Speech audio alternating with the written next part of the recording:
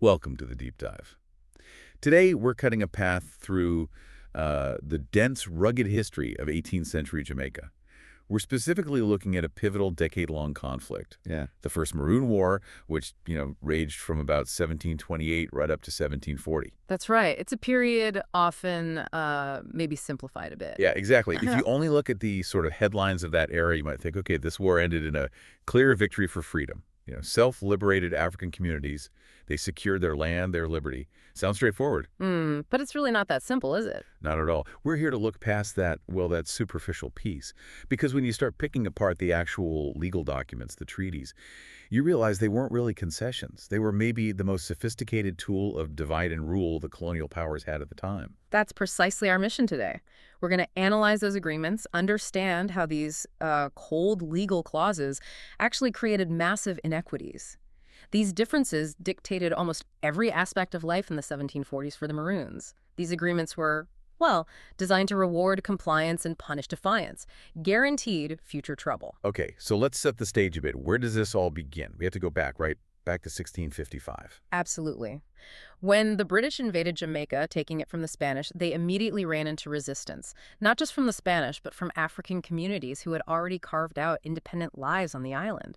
These were the early Maroons. Right, and this pattern of, let's say, division or strategic alliance, it starts almost immediately. It does. While many Maroons fought the British invaders fiercely, one prominent leader, Juan de Bolas, actually chose to switch sides. He allied with the British, he secured land in recognition for his group, sure, but that move created deep mistrust among the other Maroon factions. It set a precedent, A precedent that a Maroon leader might choose alliance with the colonizer over unity with other Maroons. That must have left a mark. A very raw precedent for internal fracture, yes. Okay, so let's zero in on the war itself. He said 1728 to 1740. But it wasn't just one big event starting in 28, was it? It sounds more like an escalation. Years of resentment building up, land, freedom. Exactly. Think of it as a culmination. The British planter class kept expanding, pushing further into Maroon territories. It was like a death by 1,000 cuts. Yeah. Then Governor Robert Hunter really escalated things, authorizing major military campaigns, especially against the Maroons in the West. And these Maroon communities, they were determined, but they weren't monolithic. They weren't all fighting together under one banner. No, not at all. And that's crucial. The war was fundamentally defined by two distinct geographic and political factions. Okay, tell us about those factions. This seems really important for understanding what happens with the treaties later. Absolutely critical. So, on the western side, deep in that incredibly difficult terrain, the cockpit country, you had the Leeward Maroons. Their most prominent leader was Captain Cudjoe, a revered figure. Okay, Leeward in the west, led by Cudjoe. Yeah. And the other group. On the eastern side, occupying the equally rugged, maybe even more so Blue Mountains, were the Windward Maroons. They had leaders like Qua, a key military figure, and perhaps most famously, Nanny, a profound spiritual and military leader. Nanny, who's now a national hero of Jamaica. The very same. And the British military, despite its resources, just couldn't defeat them. Decade-long war suggests serious resistance. They couldn't. Both factions were masters of guerrilla warfare. They used the terrain, the mountains, the forests to their massive advantage. They frustrated colonial campaigns year after year. The cost in money and lives, the sheer futility of it, it eventually forced the British to completely change their strategy. From fighting to talking. Exactly. They moved to negotiation. But here's the key to their colonial strategy. The peace couldn't be unified. It had to be staggered. This played right into the existing independence and, let's be honest, the somewhat wary relationship between the Leeward and Windward groups. Okay, so this is where those internal divisions really get exploited, isn't it? Yeah. How did the peace process unfold? Well, it starts in 1739. Cudjoe, leading the Leeward Maroons in the West, signs the first agreement, the Accompong Treaty. He secures land, a degree of semi-autonomy, freedom for his people. Sounds good, right? It does, but what's the catch? The catch is he signs this without consulting the eastern communities.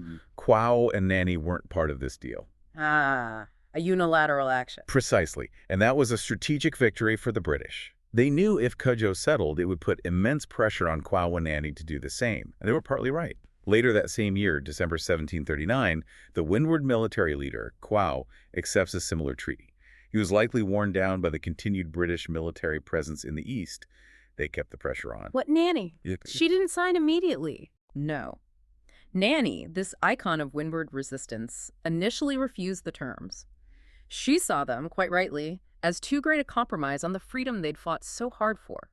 That division, her refusal, prolonged hostilities in the East for several more months. Until she eventually agreed. Yes, finally, in 1740, Nanny accepted the terms, officially ending the First Maroon War.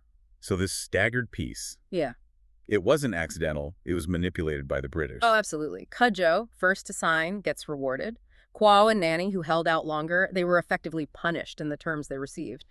The resulting treaties were fundamentally unequal, specifically designed, you could argue, to drive a permanent wedge between Cudjoe's people and Nanny's people. So that whole narrative, the idea that they all won equal freedom, it's false. Completely false. the real story is buried in the fine print of these agreements. Okay, let's dig into that. Let's look at those punitive measures side by side.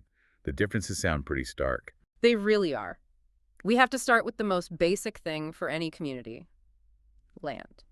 The Leeward Maroons, under Cudjoe's treaty, were granted a pretty generous 1,500 acres. 1,500 acres, okay. And crucially, their treaty had no restriction on what they could grow, meaning they could cultivate cash crops if they chose to.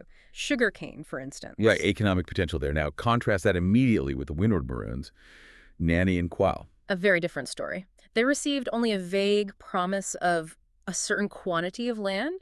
Historians generally estimate this was likely only about 500 acres. Wow, only 500. That's just 1/3 of the Leeward Grant. Exactly. And to make that economic disparity even worse, their treaty expressly forbade them from cultivating sugarcane, except maybe a little for feeding hogs. So a deliberate curb on their economic independence right from the start. Absolutely intentional. Okay, what else? You mentioned surveillance earlier. That sounds ominous. It was. Let's look at the what's sometimes called the White Cohabitation Clause. It's a stark symbol of mistrust. Cudjoe's Leeward Maroons were required to accept the presence of 2 white men to live and reside in Trelawney Town, ostensibly to ensure peace and monitor compliance. 2 white men. Okay, still in a position, but what about the Windward side? For Nanny and Quao's communities, they were required to accept 4 white overseers. 4. Double the surveillance. Double the surveillance. It's amazing how calculated that feels, doesn't it? Specifically targeting the communities they feared more, or perhaps respected more for their resistance. And undermining the authority of leaders like Nanny and Quao with this constant physical reminder of colonial oversight right there in their towns. It's a constant assertion of control. Were there other controls, like trade? Yes, the trade regulations also showed disparity. The Leeward Maroons, if they wanted to sell produce outside their community, needed a license from a local magistrate, a custos. Manageable, perhaps. Okay, and the Windward? The Windward Maroons needed a license only from one of those 4 white overseers living right there in their town. Wow, so their limited economy was under the direct micro-level scrutiny of the very men sent there to watch them. Precisely. Every market transaction potentially subject to approval by an agent of the colonial power. It just keeps getting worse. If that wasn't enough to create resentment between the groups, what about things like hunting rights? That seems fundamental. It was, and here the terms were perhaps the most symbolically punitive for the Windward group.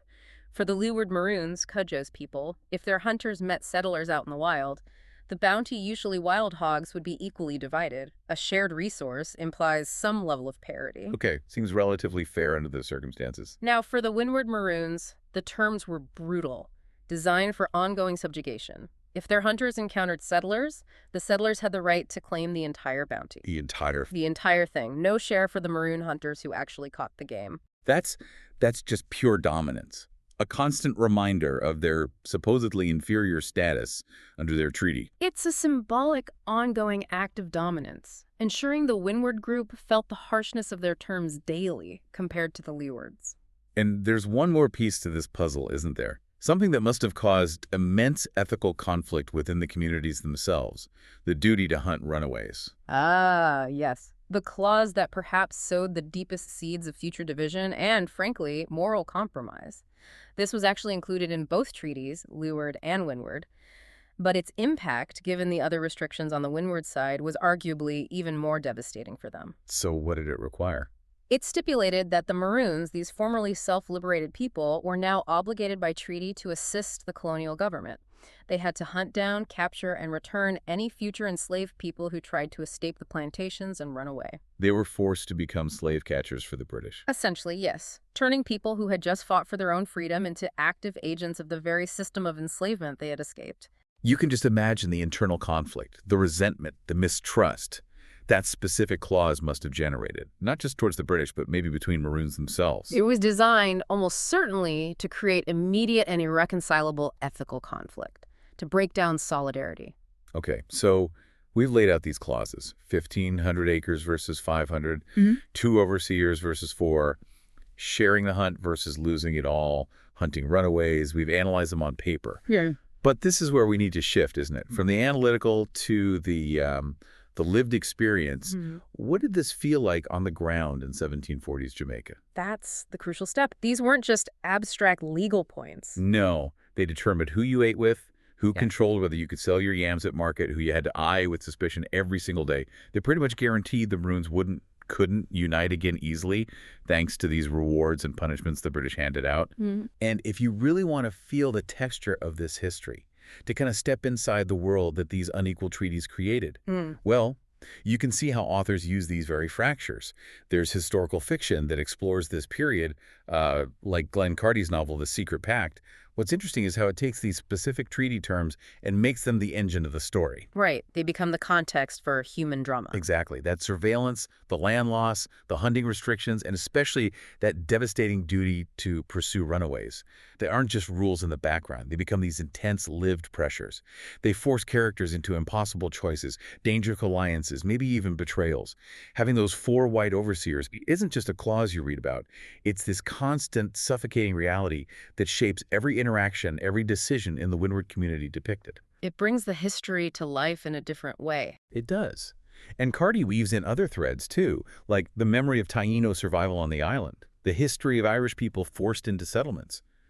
It all combines with the urgency of the Maroon struggle. It makes those grievances over, not having enough good land or having your hunted game confiscated. It makes them feel incredibly authentic and immediate. That's how you really grasp the true weight of these unequal treaties, by seeing them not as clauses, but as forces shaping daily survival, loyalty, and fear. And that lived tension, that constant pressure, was the entire point from the British perspective. The treaties were instruments of control, designed to create dependency on the colonial system, yes, but also to ensure the Maroons would be busy watching each other, dealing with internal tensions. Rather than uniting again to challenge the colonial state, it was divide and rule, executed almost flawlessly. A chillingly effective strategy. Yeah. And the legacy of this inequity, this division, it's fascinating, isn't it? Because the instability was baked in. Absolutely. The seeds were planted right there in 1739 and 1740. And what's really ironic when you look ahead, it wasn't the Windward Maroons, the ones who got the harshest deal, who initiated the next major conflict. No, it wasn't. Decades later, in 1795, the Second Maroon War breaks out. And who leads it? It's the Leeward Maroons, the Trelawney Town Maroons, Cudjoe's people, the group that received the better initial deal. Which tells us something profound, I think. Even the fragile loyalty the British tried to buy with slightly better terms eventually eroded. It couldn't withstand the fundamental injustice of the colonial system and the ongoing pressure, especially the demand to participate in policing the slave system. So these treaties, they really stand as these powerful, lasting symbols. Symbols of incredible resistance, yes, but also of cold, calculated manipulation. They encapsulate that tension perfectly. Which leaves us, and you, with a really important question to think about. What if? What if the British had negotiated a truly equal peace back in 1739 or 1740? Imagine if they'd granted both factions the same land, the same autonomy, the same level of oversight. And crucially, what if they'd removed that destructive clause about hunting runaways? Would history have unfolded differently? Could those deep internal fractures have been avoided? Could the subsequent rebellions that really defined the rest of the 18th century in Jamaica? Could they have been prevented, or at least lessened? It's impossible to know for sure, of course. Of course, but it's a compelling alternate history to consider. And maybe exploring that tension, perhaps through lenses like historical fiction, helps us appreciate the real consequences of those unequal treaties even more. Something to think about.